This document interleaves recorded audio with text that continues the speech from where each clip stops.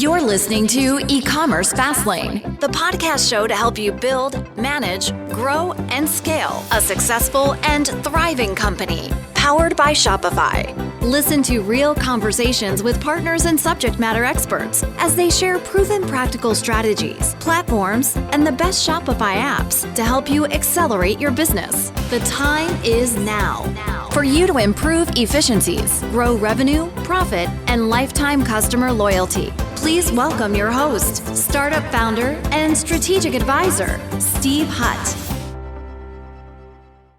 All right, well, welcome back to E-commerce Fastlane. I am your host, Steve Hutt. Now, today, something that I believe a lot of founders don't really think about, and you really should, because we're in this kind of Q4 BFCM time right now. And if you're running a growing D2C brand, let's say, for every $1 million in sales you do, maybe a quarter of that, $250,000 is likely being returned back to your warehouse, and you refund the customer immediately, I guess. And I believe that's probably the easy part. But what really happens to that returned inventory? And a story I'm going to tell later on in this podcast about a fashion apparel company that I went to their warehouse in California. And they run about 5 or 6 retail locations, and they have their own warehouse. And I was shocked at the dedicated amount of staffing they had. And literally a 40-foot container truck would show up every few days full of all of their returns, and the labor and the costs and the repackaging, and they had these steamers out. It's just a whole crazy story. I guarantee you my guest is going to know a lot about this, and that's kind of the problem that he solved. What's interesting though is that once this inventory is returned, it kind of sits in the 3PL, like wherever your warehouse is. And then you have, I guess, associates kind of flipping through some kind of a manual, trying to figure out, maybe for example, like you have some boots. Are they resellable? Like, are they A grade, like perfect, or are they damaged? Is the return legitimate, or is it fraud? And I think that goes down a whole ugly path that I think I want to talk about today. And my guest is Kyle Bertin. He's the co-founder and CEO of a company called 2 Boxes, and they're at 2boxes.com. They are a return processing platform, and what they do is, I think they're tackling this reverse logistics challenge that a lot of brands are completely overlooking, like what actually happens after the return hits the warehouse. And so it's really interesting. There's a lot of case studies that are out right now. I know that the returns market right now is, like $800 or $900 billion last year. It's 17 to 25% of online sales is actually being returned. Now, returns aren't necessarily a bad thing. I think that actually shows that people are actually willing to try the product out. But on the flip side, though, I think there's lots of margin losses that with things that aren't managed correctly. And I think that's where 2 Boxes fits into the equation. So, hi, Kyle. Welcome again to E-commerce Fastlane. Thanks, Steve. Thanks for having me. Oh, my pleasure. So you have a storied background. It's quite interesting. I did a little kind of creeping on your LinkedIn profile before recording today. And, to me, one of the companies you used to work for is called Outrider. When you were there, when did you kind of realize that maybe there was this kind of unsolved problem in the market? Like when you're seeing these warehouses, when did you figure out that something was broken kind of like after a product kind of gets into the warehouse? Sure. No, it's a great question. And I tell the story a lot when I meet, new customers or partners or investors. Mm-hmm. So Outrider has nothing to do with returns. I know that, yeah. What are called autonomous yard trucks. So, vehicles that can move trailers or containers in logistics yards. And my job when I was there was flying all around, the country and North America in general, and touring different logistics facilities and understanding how could we make an Outrider autonomous vehicle work there. And I was spending a lot of time in fulfillment centers. And to be honest, I didn't know anything about fulfillment or returns until about 5 years ago. And I kept going into these fulfillment centers and I kept having the same experience, no matter whose logo was on the door, big enterprise 3PLs or retailers. And the experience was, okay, well, it's a 1 million square foot building and 90% of it is amazing. If you're a logistics nerd like me, it's incredible. There's a ton of technology, automation, robotics. Mm-hmm. Metrics for everything, gamified systems to make Steve pack faster, right? And then you turn the corner, and it's always in the corner, by the way, in the warehouse. And it was like you step back in time 30 years. Yep. And it was messy, and everybody seemed a little unhappy. And I kept asking, what is that? And they go, oh, that's the return section, and it's scary, and we don't want to go over there. And so after maybe about the 5th or 6th time that happened, I just felt like there must be if these companies can't do this well, then who can? Right. And why is this such a problem, even for some of the most well-funded and largest enterprise logistics organizations on the face of the planet? So that kind of began maybe a little bit of an obsession of learning as much as I could about the state of returns and why the problem existed. Yeah. It's funny because like that brand, I'll keep them confidential for now. We'll talk offline about it because it could be a good prospect for you guys. But it's interesting just how, yeah, I would agree with you that the people that were walking around doing fulfillment, like actually picking orders and doing that, I was watching the process while I was there. And it's interesting when you actually go to this kind of this little chaos corner or whatever you want to call it. It's so interesting where they didn't seem as happy, and it felt like it's almost like evasive because to a certain degree, when you're packing brand new, fresh garments and things like that, they're already in their own cellophane. They pick the right size. It goes into a certain tote, and they kind of work their way around the warehouse picking orders.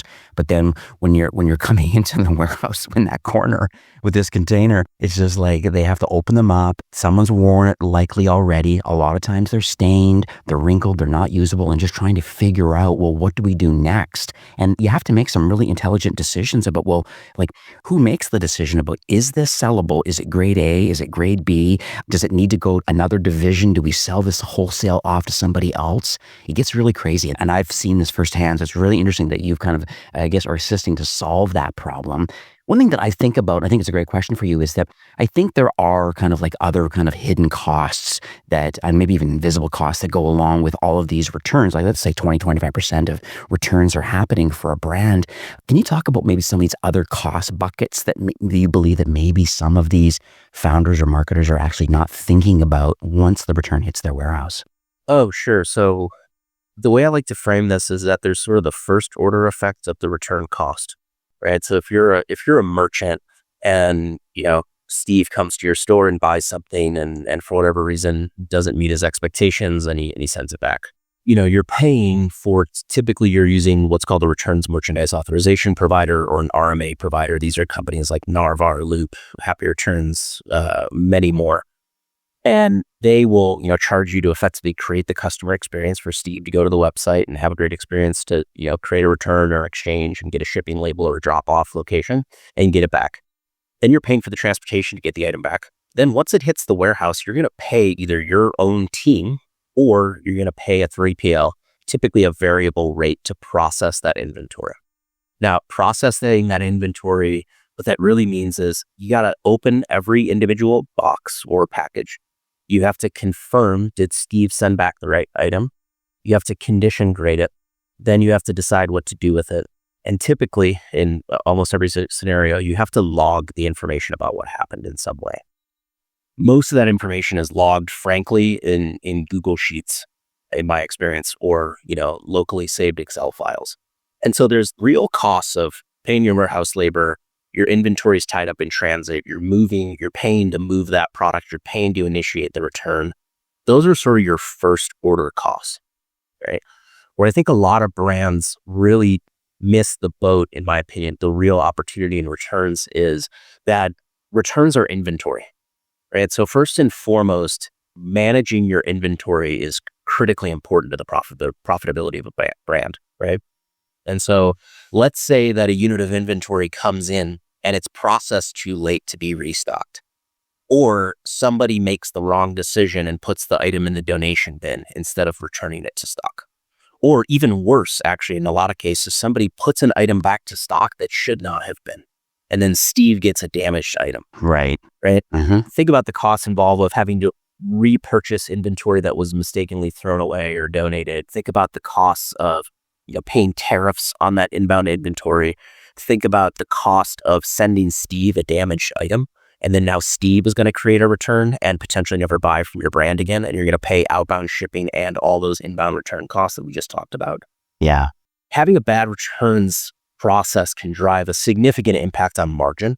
We tend to see that a lot of brands can increase margin somewhere in the range of 5 to 10 percentage points just by adding a better returns processing operation. Yeah. And then really the sort of, if you're still in second order, but maybe we've jumped to third order impacts, I think some of the most sophisticated brands that I meet with nowadays are thinking about the data from this process and how they can use that data to, again, drive more margin, right? So some of the most common examples are things like Most brands today will refund Steve the moment the item has been dropped off or marked as delivered to the warehouse. However, about 15% of returns in the US are fraudulent. Having the right data and tooling to refund the good customers and not refund the bad customers can save an incredible amount of money, right? Because imagine you've incurred all those costs and you send a refund to Steve. That's a big problem. Yeah. Right? Now, the second thing on that is a lot of folks are understanding that returns data from the actual product helps you understand who are your best customers, who are your worst customers. Do you have things like systemic quality issues with your suppliers that people are returning product because it's frankly damaged? And then the third, and this is where I think some people are getting very savvy, is if you're able to understand your good customers and your bad customers through return inventory data, you can then think about how you incentivize your best customers and disincentivize your worst customers. So things like, do I target Steve with advertising and marketing spend if I know he's a bad returner? Probably don't want to. No, 100%. Do I offer Steve a free return when I know he's a bad returner? Or do I say, hey, Steve, it's final sale? These are the things that I think is going to happen in this post-free returns era, is that brands are really starting to think about, hey, I got 25% of my inventory coming back. I've got to get better about managing that inventory and understanding the customer profile. Yeah. It's interesting too. You made a comment about the customer experience that could happen by misclassifying a return to being, you're right. I mean, it could be charity, but the worst is, that actually is a fine thing, but the worst is getting a product that's opened or used. And I've seen it even on Amazon, and you see reviews, then all of a sudden the customer experience goes down. The negative reviews usually are published. Hey, I got this product. Clearly it was used by somebody else. And then it goes down a really ugly path, which really, if there was a process that, would have just worked, right? Like if you had the right process in place, that wouldn't have happened. 100%. I mean, it's funny enough, there's a story I tell pretty often about the importance of this, right? I like to think of it through the lens of, a statistical kind of analogy. So there's type 1 and type 2 errors in statistics. In returns, I think that there are type 1 and type 2 errors. A type 1 error is you dispose of a product that you could have restocked. And just to help the audience understand, about 50% of returns in the market are disposed. Okay. So it's a significant portion of inventory that gets disposed. A lot of it shouldn't be, in my opinion. The second is type 2 error, which is I don't dispose of a product, or I don't, recycle a product that should have been disposed or recycled, right? I see. In most of our merchants, I'd say we help them get more inventory back to stock, right? Avoid these type 1 errors. So most customers on 2 boxes get somewhere in the range of 80 to 90% or more of their returned inventory restocked. One of our biggest customers, though, came to us and they had a 95% restock rate. And after they launched on 2 boxes, it dropped down to about 88, 89, something like that. And I remember having a call with the VP of operations there, who's an extremely intelligent guy. He used to work at, big retailers and other really large brands. And I was panicking coming into the call. I'm thinking to myself, man, this is a bad situation, right? We launched on 2 boxes and they're 7% of their inventory, or 7% points of inventory is going back into the donation.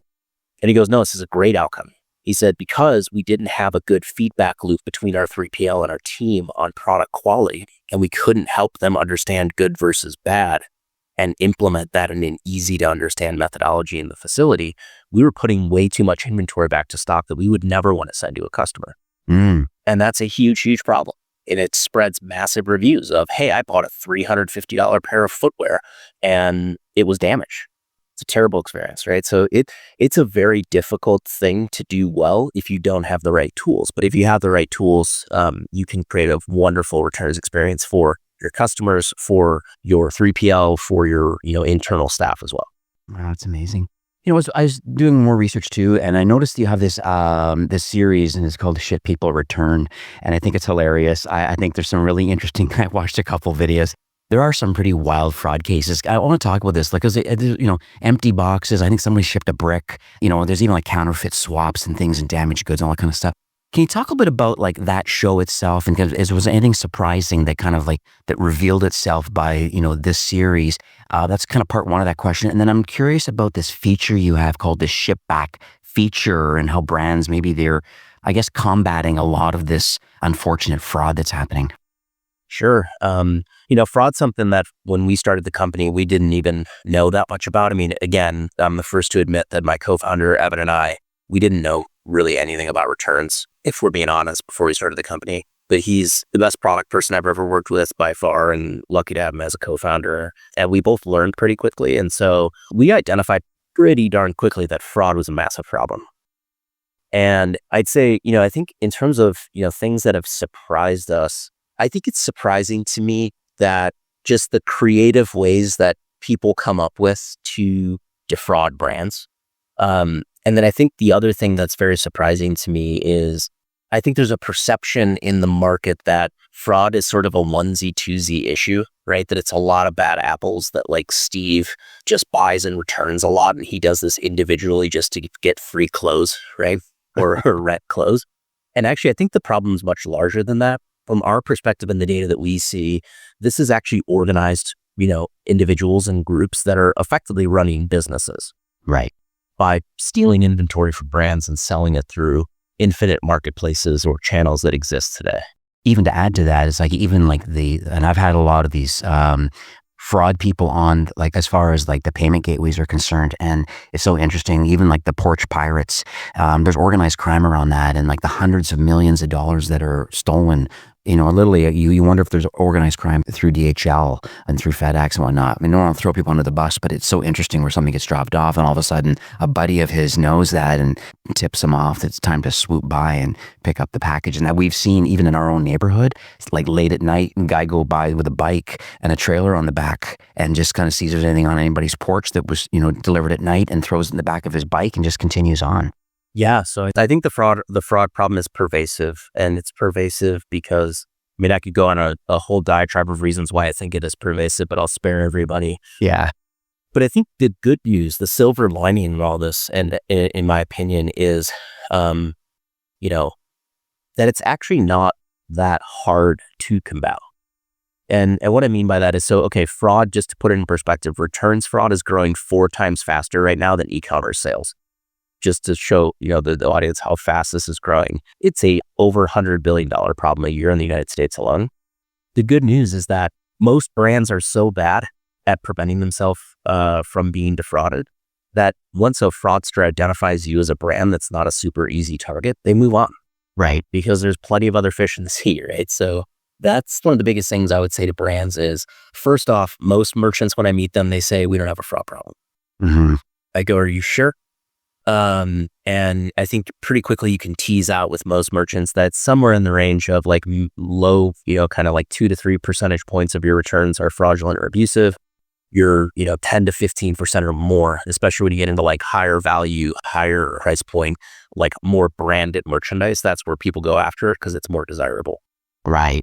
So if you're a merchant listening, I would say, whether you know it or not, probably somewhere between 2 and 15% of your returns, you should not be refunding the customer for. The good news is that there's lots of different ways to, deal with this. You can change your refunding methodology. When do you refund that customer?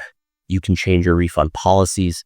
You can work really closely with your 3PL to make sure that they understand what to be on the lookout for. There's lots of telltale signs about fraud that, we can coach merchants and 3PLs on.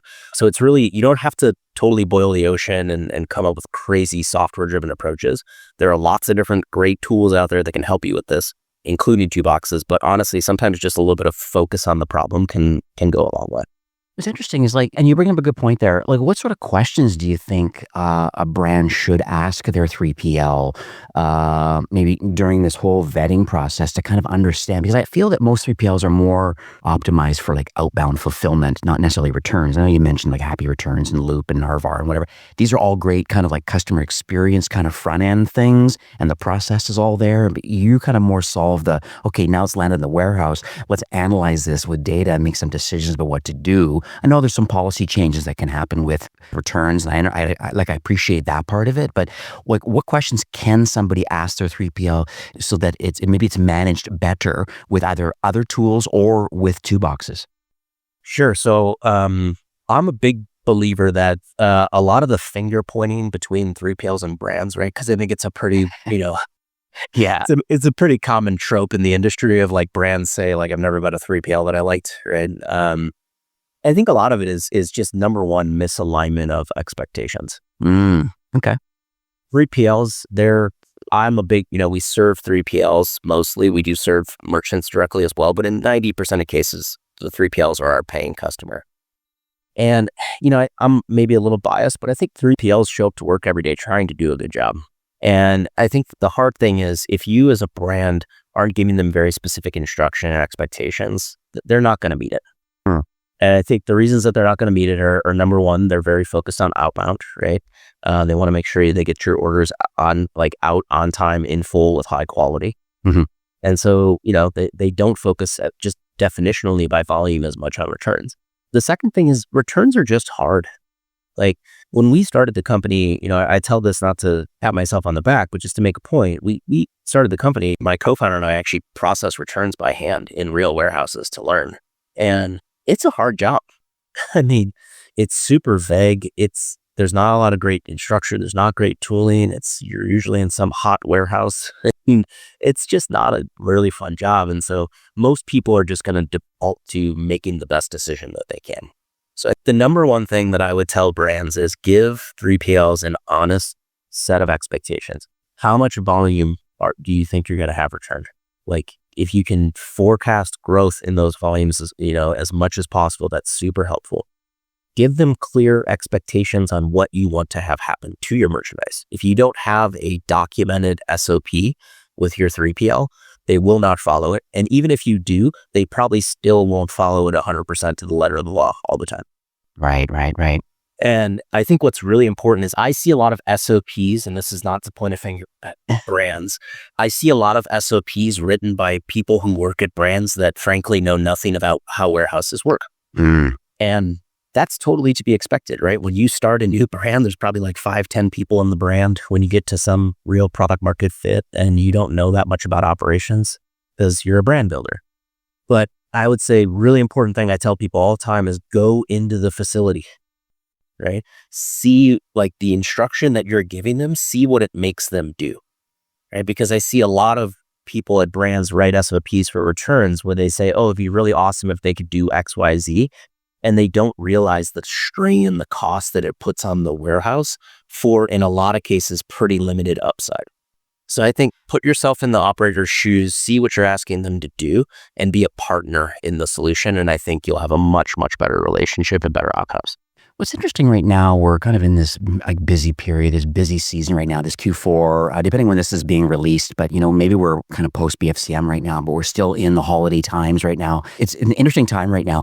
And I understand that you have partnered with a company called Slotted, and that's SLOTTED, slotted.com. What's interesting about them, and maybe you can tell me the story behind what they do. I know they have a very large database of a couple thousand 3PLs, but you're kind of aligned with them. Can you talk a little bit about who Slotted is? Because I think there's people that are listening right now that maybe they're shipping out of their garage or they're unhappy with their current kind of fulfillment partner and they're looking to kind of maybe find a better solution. And we're not going to do it at this exact second, but could they do it in January once the rush is over? The answer is yes. Is Slotted a great place to go? And just talk about your alignment with them. Sure. So Slotted is a great company we partner with. It's kind of put it short. They really help merchants find 3PLs that are going to be a good fit for them. Okay. And then make those connections. There's, depending on what numbers you look at, there's thousands to tens of thousands of 3PLs in, North America alone.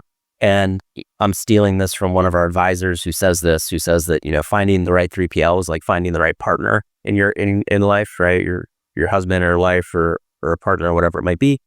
And so, I think a lot of brands, they sort of just like rush into these relationships that really are meant, they kind of need to be long-term. Or, particularly for the 3PL to make any money. That's one of the things 3PLs won't tell you. Like, if you churn quickly, the 3PL is going to lose a lot of money. And so they have a vested interest in making a long-term relationship. And I think a lot of 3PLs are looking for brands that are a good fit for them. And brands are always just looking for a good, 3PL that's a good fit, for their product. So Slotted is a great place where you can go and understand who are 3PLs that might be a good fit for you. And the partnership with Slotted that we, went into this year is really more of helping brands search for providers that run 2 boxes. Right. Yeah. So that they can understand, hey, I have a high volume of returns. Let me look for somebody as a 3PL who's invested in providing a fantastic return service and has the right tools and technology. Yeah, I could see that. And that definitely does make sense. So then you're saying that they're kind of like returns ready kind of fulfillment partners. They're kind of ready for that. Even though maybe on the front end we're still using all the basic, either the Narvar and Loop or Happy Returns or whatever. That's still the customer experience side. It still gets into the 3PL and then what's happening kind of once it lands inside. So that's what Slotted is doing then. They're kind of pre-vetted and they can and are potentially 2boxes customers also. So you get that baked in extra technology and data. Correct. Yeah. It's all sort of like if you went to Airbnb and you're like, hey, I want to find a place that has a fireplace and is pet friendly. Right. Like, cool. Like, they have a selector for 2boxes. And I think, obviously we're biased, but we believe the 3PLs that, have invested in tools like 2boxes, they're really prioritizing returns as a service offering. Yeah. And they're also really, one of the great things about our tech is it makes it really easy for a merchant to get live. A fun fact, year to date, we've launched on average one merchant per working day on 2boxes, right? So when a 3PL lands a new customer that has a lot of returns or, they sign with 2boxes and they want to expand from, a few customers where they're trialing 2boxes to rolling it across their whole network, we make it really, really easy to natively integrate with the tech that the merchants are using. So one of the most common questions I get from merchants is, oh, well, shoot, do you guys compete with Narvar or Loop? Like, do I have to rip out and replace Loop? It's like, no, not at all. Like, we just integrate really cleanly into your Shopify storefront or whatever else it might be, really easily into the 3PL's tech stack. So it just works and you can get live really, soon. I mean, I actually had a fun fact. One of our 3PLs that runs us messaged me yesterday saying they met a brand last Thursday and they processed their first return yesterday. Because brand was like, hey, I really need help with returns. Can you help me? And they said, yeah, sure. Like, how quickly do you want to go? And they're like, can you start Monday? He was like, yeah, sure. No problem. That's amazing. So it sounds like your ICP, like your ideal customer profile for you really are the 3PLs that are out there. And I think that's what maybe one of the benefits I see of Slotted and what they've done is that you've aligned yourself with them and they have access to these 3PLs anyways. They're pre-vetted and they have access to the 2boxes solution. So it seems like that's a good starting point maybe because I guess people listening right now, even in the mid-market to enterprise people, they wouldn't necessarily reach out to you directly, but you wouldn't, or is that a possibility to reach out to you directly and then maybe make warm introductions to an appropriate 3PL that could utilize your software? Sure. Great question, Steve. I get it a lot. I tell customers, please reach out to me and I should say merchants, please reach out. We tend to serve 3PLs. And the reason that we tend to serve 3PLs is frankly that just economically, we find that it can be a really advantage model for everybody involved, right? So for example, we serve, coming up on about, 60 3PLs globally. And those 3PLs all serve lots of brands, right? And so if I enter into an agreement with a 3PL to buy our software at a higher volume, they're going to get a better rate per unit basis than a merchant might, right? Who's lower volume. And so 3PLs can kind of buy it in bulk and pass along, the service and the savings. Mostly 3PLs don't really charge for what we do. It saves them a lot of money. And so they offer it up as a free service to their brands. But generally speaking, the way a lot of software pricing works, if you buy more volume, you get better pricing. And so that's kind of how we've gone to market predominantly. However, we do have several merchants who license 2boxes directly. Typically in one of two cases. The first is they run their own facility. They don't use the 3PL. And so that's a fantastic use case to have several customers like that. The other use case increasingly as we get into larger and larger brands are brands that are running what are called, depending on what industry lingo you prefer, contract or dedicated facilities. Meaning, hey, I'm a big enough brand that I work with one of the big enterprise players and I have an entire warehouse or warehouses dedicated to my products. And in those cases, this gets into too much 3PL lingo that we don't need to worry about. But in most cases, it actually can economically make a lot of sense for the merchant to license the software. And so I say, hey, if you're a merchant and you want to run on 2boxes, just reach out to me. Worst case scenario, I'll ask you to introduce me to your 3PL. And I tell people this all the time. I sincerely mean it.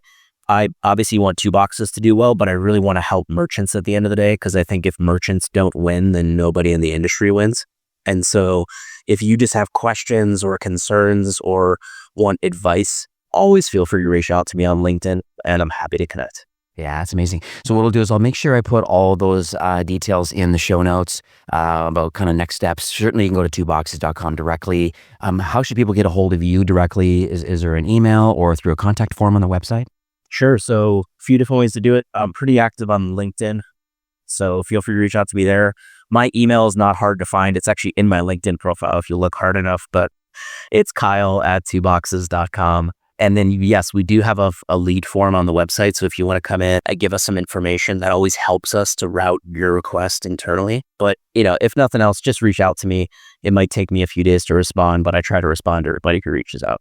Yeah, that's amazing. I think one thing I'm thinking about, like some of my takeaways are right now that I'm thinking, and maybe you and I agree on this, is that, we are in Q4 right now. I think there's going to be a lot of postmortems that are going to happen with brands, after listening to this episode. I'm hoping that it stirs and opens up some conversation around, okay, well, what happened? Because a lot of times, notoriously, there's lots of sales because everybody wants to get share of wallet. I mean, this is pre-BFCM right now, and you see so many sales and promotions and early Black Friday deals that are going on right now, and it's still 9 days out as of this recording for Black Friday.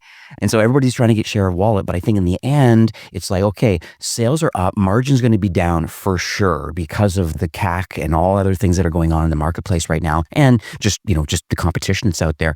But I guess some of the takeaways I'm getting is that once the dust settles a bit and we kind of start rolling into January, I think that's where the conversation with Two Boxes is very interesting, because then if you can actually look at the P&L and go, okay, what actually happened in December? And let's talk about this. And then if you can bucket the returns and then, discarded product or B grade, where it goes, customer experience, I think that's where your team kind of fits in and you fit into this mix. It's just you have the data points from the business based on the busiest time of the season. And then you're able to say, no, here's how we could have saved you money. Let's not have this happen again. Am I right to frame it that way? Oh, I think absolutely. We see most merchants on Two Boxes see somewhere in the range of about a 50% to 500% increase in, return volume during January and February. Oh, wow. Yeah, I like to say that January and February are the Super Bowl for returns. And so, it's very seasonal in most brands. Some brands are kind of counter-cyclical, like they have a lot of sales in the summer versus the winter. But yeah, I think it's a great exercise if you're a merchant to go through and do your best to understand what happened with, your returns and kind of think of it through a P&L lens. I'm happy to give advice if people, want to run that exercise. We also, last year, I think we onboarded about 25 brands during the month of December. So it's actually not too late. Yeah. To start. I mean, it's a very easy install process for us, especially if you're running on Shopify. With all sincerity, we could launch you on Two Boxes from a software perspective in about 5 minutes. Oh, wow. It's not hard. It doesn't take really any, team effort. It's one of the things that doesn't have any negative impacts on your site performance or anything like that. And so, I think I spend a lot of time convincing people that that's true. But sincerely, it is true. So a lot of merchants who are listening to this and you're like, hey, I'm heads down getting through BFCM, but maybe you got a week in December that you want to think about return processing, reach out and we'll get you prepared to launch immediately or, sometime in Q1. Yeah. Okay. This is lovely.